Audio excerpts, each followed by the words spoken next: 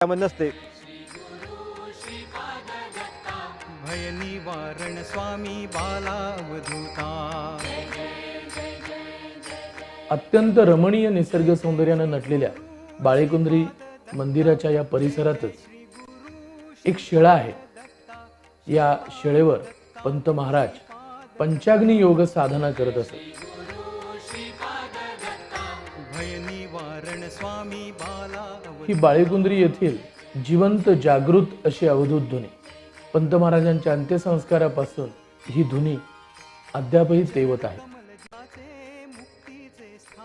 पंत महाराजांच्या रोजच्या पूजेमध्ये असलेली ही अत्यंत दुर्मिळ आणि अतीव आनंद देणारी अशी दत्तप्रभूंची अत्यंत प्रत्येकारी अशी प्रतिमा.